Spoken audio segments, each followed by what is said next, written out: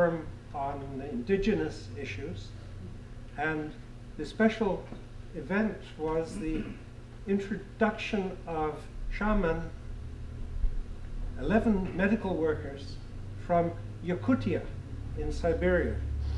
And they brought with them an 8th level shaman who is responsible for the well-being of the world. And I thought, you know, Rosicrucians really are responsible for the world.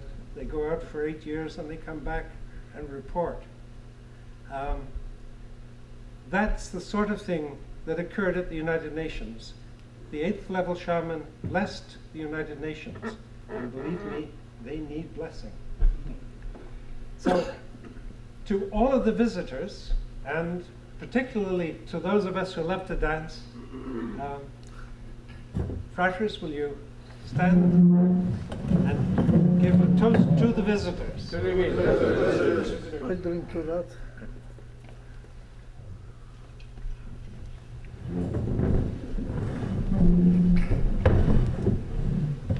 Most worthy brothers and sisters and friends. Thank you, Roger, for that very kind toast and welcome and those very interesting words.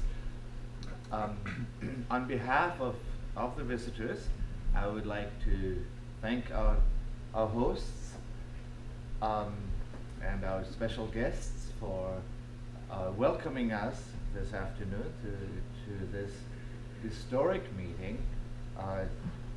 Some of the history as visitors we don't really understand, but we appreciate it.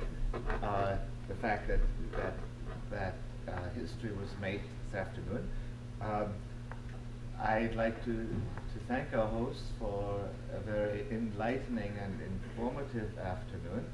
And I must say, if I didn't have any questions at the beginning, I certainly now feel that I know a little bit more to have some questions, and the next time I'll be less shy about asking them, speaking strictly for myself.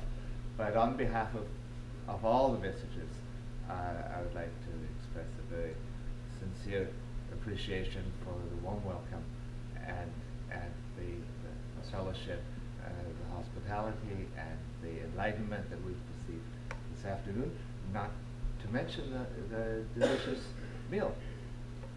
Thank you.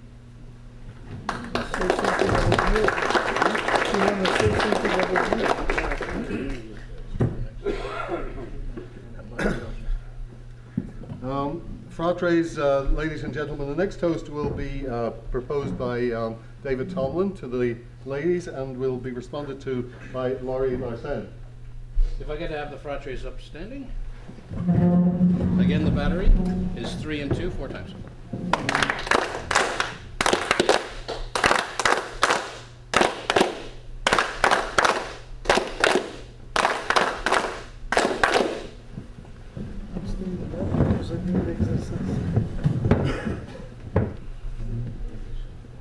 Ladies, welcome to this meeting, and I would like to thank women, grandmothers, mothers, sisters, wives, spouses, partners.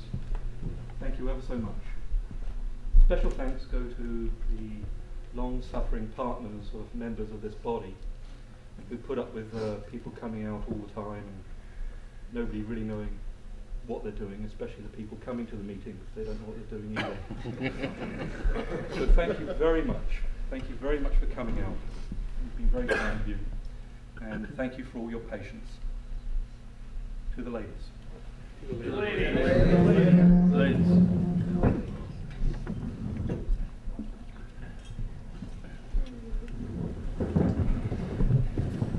So I've been chosen to respond.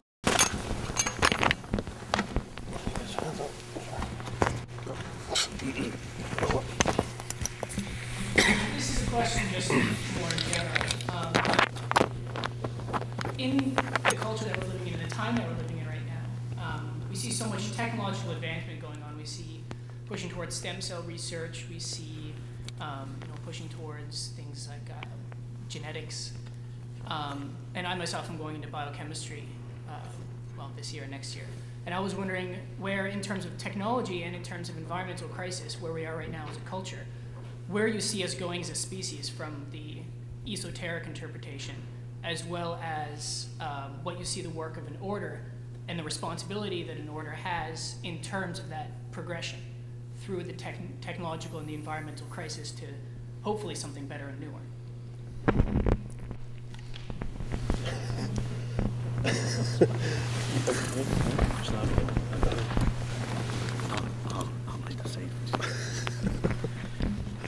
I think this is one of the great problems that, in fact, we don't fully understand. My belief is that I accept the idea of Gaia, the planetary being, and in the inner light, we acknowledge the planetary being. And I think that the planetary being is far more powerful and has been over all the millennia, millions of years, than ever our humble, no, not humble, what am I talking about? Our arrogant species gives it credit for. And it is my belief that the stories in the good book are very true.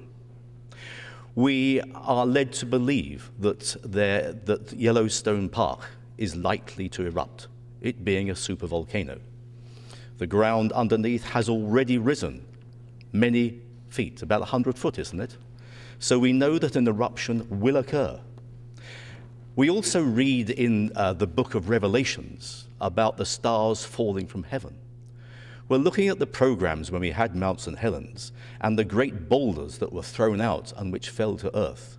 I suggest to you that in the language of the time, it would have looked as though the sun was put out. It would have looked as though the moon was darkened. And the stars did fall from heaven because those massive white-hot boulders would have appeared exactly as is written in the Apocalypse. I therefore think that a calamitous eruption like that, which is inevitable, will actually do for mankind exactly the same as happened in Noah's time. From the point of view of the planetary being, we are an irritation. We are bacteria on the surface. We mine, we explode, we exploit, the same as bacteria do to us. And what is our first reaction? To kill the bacteria. The planetary being has no wish to kill humanity. The planetary being has every wish to purge in the same way that Noah's generation was purged, or Atlantis was purged. Oh yes, civilization will start all over again. It has done so many times before, if we look and read some of the signs which are sent to us. So that the planetary being has ways of regulating itself. We believe that we have all the answers. We have all the answers in technology. We have all the answers. And what about global warming? Is anybody taking it seriously? Do you all switch off half your lights? Do you all campaign for half the street lighting to be switched off? No. As we already mentioned, have you ever written to the paper and demanded this or that? Not at all. We have it in our power to demand all this, but we do nothing because we know best. And I believe that no matter what our technological advances are going to be, the planetary being will actually show us what it is capable of. We talk about karma, our own karma, and what karma we have laid up. What is the karma of humanity as regards the planetary being? And I suggest if you haven't thought what that karma is, do, and you'll find it extremely scary, because the planetary being actually is fed up with humanity as it is. The Earth is a living entity, and it is tired of the way that we abuse it. The way that we abuse each other is bad enough, but we have a lot to learn. A lot to learn, and we're not going to find answers in simple technology. It comes back to what we've all been saying. It is for us all to change, to live by example. Do no one harm also means do no harm to the planetary being. Do we? No. It runs much deeper.